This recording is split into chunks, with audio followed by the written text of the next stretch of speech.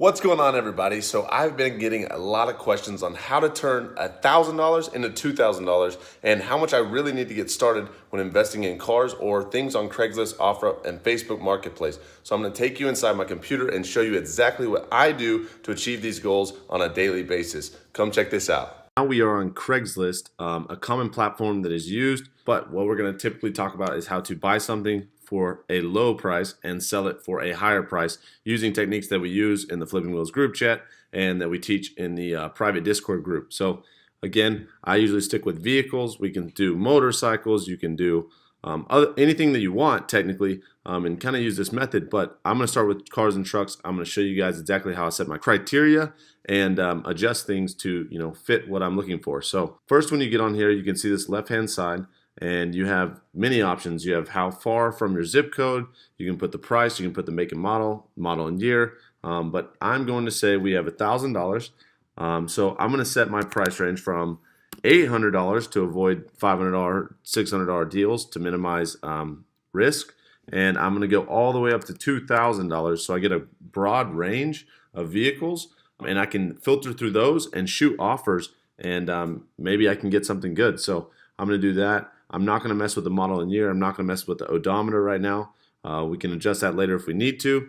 I'm just going to simply update the search and start looking for the next deal. So as you can see a $1,500 Nissan Pathfinder, 1999 Civic for $1,800, and so on. There's lots of other cars on here, but there's definitely cars that you can get for $1,000 just by using certain negotiation tactics or whatever it may be. But let's use this little 1999 Civic for example.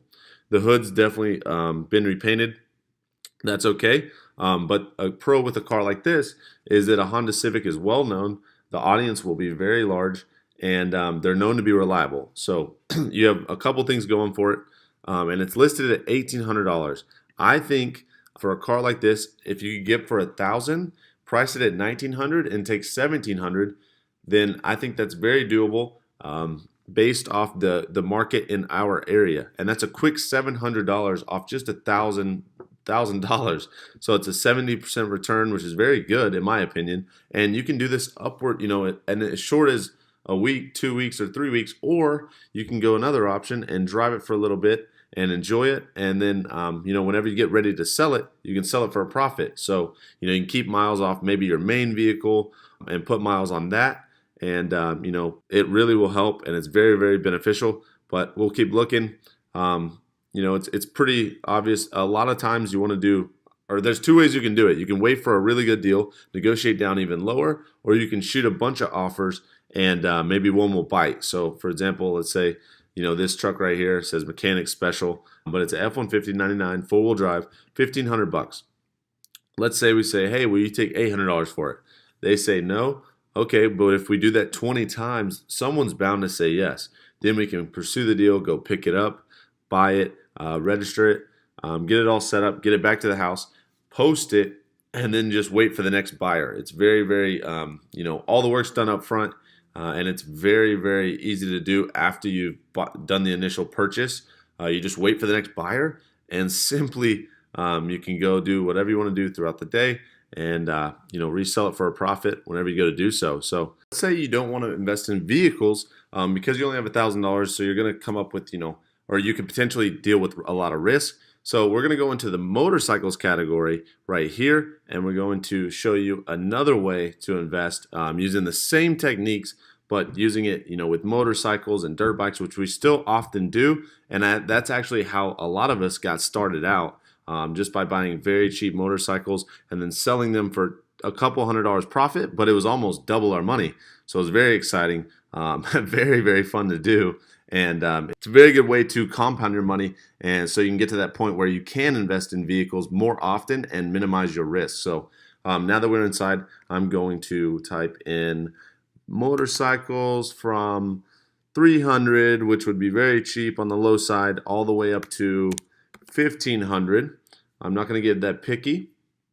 One important thing is you have to know your audience when selling things like this. You also have to know what time of year it is. If you live in places that it gets extremely cold in the winter, it's going to be very hard to sell like this XR50 Honda, for example. But a big pro with the item like this, which I can already tell it has a big board kit on it, so it's definitely, you know, been hopped up. But a big pro with something like this is that a parent, a dad, a mom, or whoever will be possibly getting this for their kid. And, you know, they might be getting it for Christmas. They might be getting it right before summertime. But this is a very, very good first or beginner bike. And, you know, the audience is very big on these. Even grown men ride these sometimes. You know, they call them pit bikes. But the audience is very good on this. Honda is known to be reliable. This is $650. So, for example, now that we saw one for $650, what we can do to evaluate if it's a good deal is, let's type in Honda. It'd be CR50/XR50. The fenders are just different. They're the exact same bike. Now we can evaluate the prices that these are going for. So here's one going for $1,200. I think that's a little on the high side, but we can keep looking. 785, 1,250, 750, 800, 850, 850. So now you know that that one already right off the bat is priced at a good price point for you to negotiate down to maybe even $400 and then price it at $750 and then sell it for, you know, $685 or $700 and make that margin of profit. So that's a really good way to do it. That's a very good bike. But, you know, it's literally that simple. You can just find a car, see what they're going for in your area, and the one that you found, see how it's priced compared to the other deals. And if it's lower than the other deals and in similar condition and has similar mileage, then you can negotiate down even lower and then price it still a little bit better than your competition.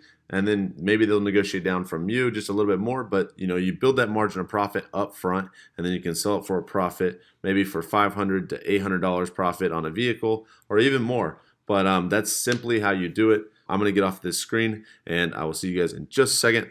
All right, now. All right, so it's literally that simple. It's all about taking action and finding that first deal, going out and getting your feet wet, and really just exploring the market, but it's all right in front of your hands on your cell phone. So instead of getting on Instagram, get on Craigslist, get on OfferUp, get on Facebook Marketplace, go find those deals. Let me know what you find. Comment below if you like this video, if you want to see more videos like this. And you know, if you guys want to learn how we invest on a daily basis, we have the first link in the bio. It is our Flipping Wheels lesson library. We also have one-on-one mentorship. You can also schedule a call with us 100% for free to talk to mentors like me, Caleb, or Ricky, and we would love to talk to you, hear your situation, and maybe, you know, start investing with you guys and help you find your first deal. But again, it's all about taking action. I've got to go, guys. I got to find these deals, so I will see you guys in the next video.